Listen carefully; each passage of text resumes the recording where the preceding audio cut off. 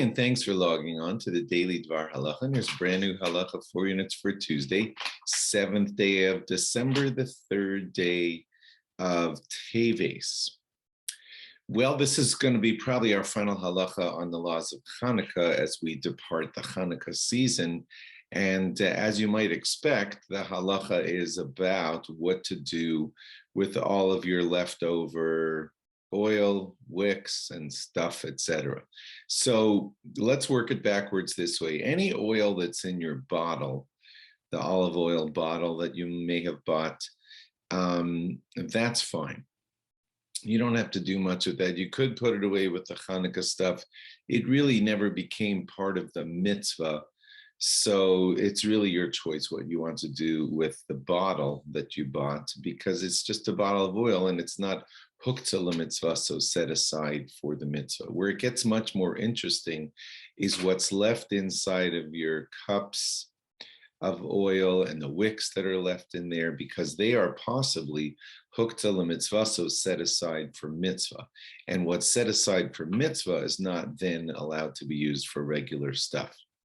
So you will find there are wide portions of Klal Yisrael, the Jewish people, that make bonfires, large and small, right at the end of Chanukah, to burn off the wicks and the oil that are left over, because if they are set aside for mitzvah, they're set aside for mitzvah, they're holy, and they're not allowed to be used for your regular use. But the question is, does that have to be done halachically? So I want to take you to an interesting Mishnah Brura and show this to you. And according to this Mishnah Brura, you don't necessarily have to burn all your leftover oil and wicks. Here it is.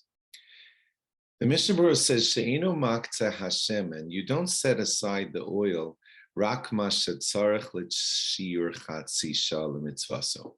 What's inside of the cup is really only set aside for the mitzvah.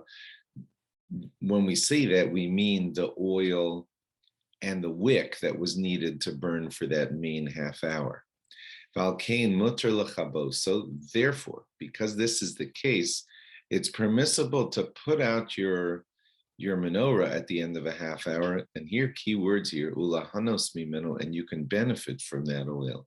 The leftover oil that's in your cups, he says, was not set aside for the mitzvah, and therefore you can just use it and pour it into your salad if you feel like it, and do what you want. Ulahanos mimeno. That's what he says.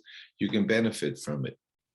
Yet the Mishnah Brura ends by saying that according to certain achronim, it's a good idea to make a condition and state that more clearly when you put the oil inside of your menorah.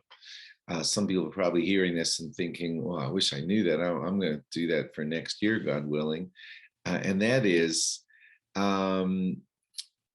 see, according to these opinions, the plain oil, if you didn't state what you're doing, it may be assumed that the oil in the cups are set aside for mitzvah, in which case you would have to make certain that they're not used for regular purposes.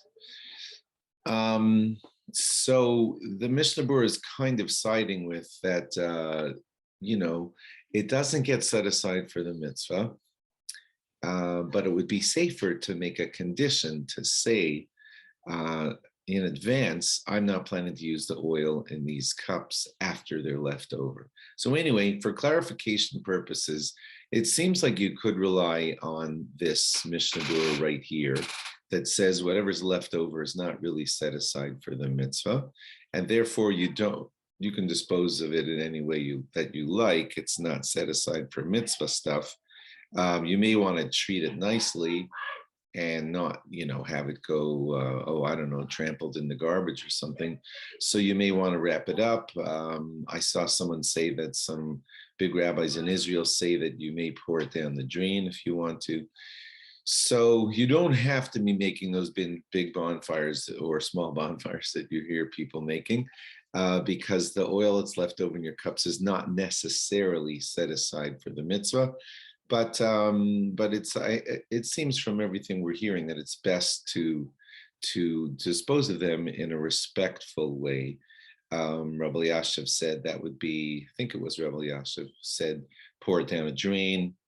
or something like that. Maybe ask your rabbi. It might be okay to double wrap it nicely, so it doesn't end up in the mixed with the trash, and get rid of it that way if you need to. Oh, one more thing that I will state is that, of course, if you want to set them aside with your lulav, if you saved it since Sukkot, and make sure that it goes into the burning of your chametz, then it continues all the way to the end in mitzvah fashion. That would be a beautiful way to dispose of your wicks and oil left over from Chanukah. Thanks for logging on. Log on again tomorrow.